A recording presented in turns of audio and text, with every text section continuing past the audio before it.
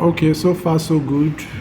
The next thing we want to do is to remove excess spaces with the trim function. Trim function, TIRM. If you look closely at this data, especially the name column, you'll notice that a name like Mike Tyson has too much space in between it. There's too much space in between Mike and Tyson. Likewise, Ann and Belle. Likewise, Peter and Parker. Now, this can become an issue for you when you're analyzing your data. So you need to remove all this excess space in between these names. I hope you're following. There's excess space here. You see? See my cursor? So we need to find a way to remove this excess space. So what do I do now? I'll just come to this side. Look for a blank space, just somewhere here. Click, right? Now I'm going to use a function to do that. That trim function I told you about. Normally, before you type in any function or anything, if you want Excel to do anything for you, calculation or whatever, you have to start with equal to sign. Otherwise, Excel will assume you're just entering text. So you have to start with an equal to sign, telling Excel you want to input a formula or a function. So I'll just type equal to, okay? Then I'll go with TIRM. That's the trim function. Okay? Now, Excel has brought out the suggestion. Look at the trim function. I'll just click twice on this. And the function is there. So, equal to trim, open bracket. Excel is waiting for me to tell it the particular column or row or cell that I want data trimmed. Okay?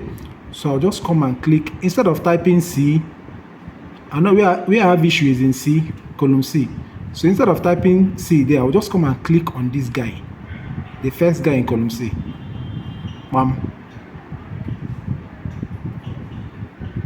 Are we seeing it?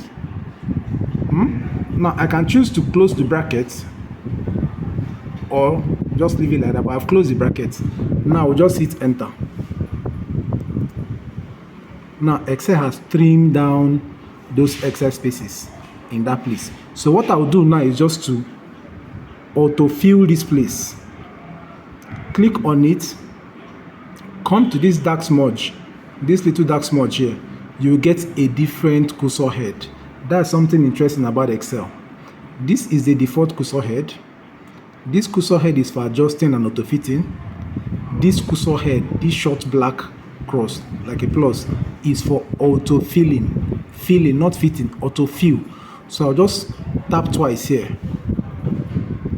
And Excel has auto-filled all the names in this name column, removing all the excess spaces that were there.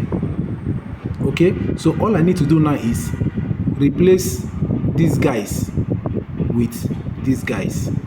So how do I do that? I'll just go ahead and copy this. It's highlighted down to the end. It's still highlighted, so I'll just copy it. You can do Ctrl+C or you go back to the Home tab. Right? Remember, we are still in the Data tab. So I'll just go back to the Home tab, click the Home tab, and click Copy. Okay? I hope we are together. Now I'll come here, click here, and then go to Paste. Do not click Paste. Click the arrow. Look at this small arrow under Paste.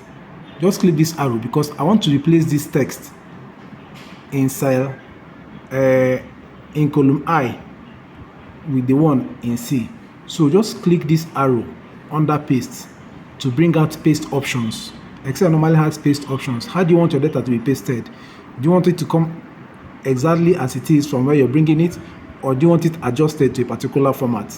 So now I'm going to paste just values, right? So come down here and paste value. You see it has changed. I click. It has changed. So now you can see that all those excess spaces have left. right? So my data is now very, very clean. At least this particular row is clean. So what I'll do with this guy now, I no longer need this guy. So I'm going to delete it. I'll come here, right click, and trash this particular guy. I hope this is clear. Take your time and go through it, please.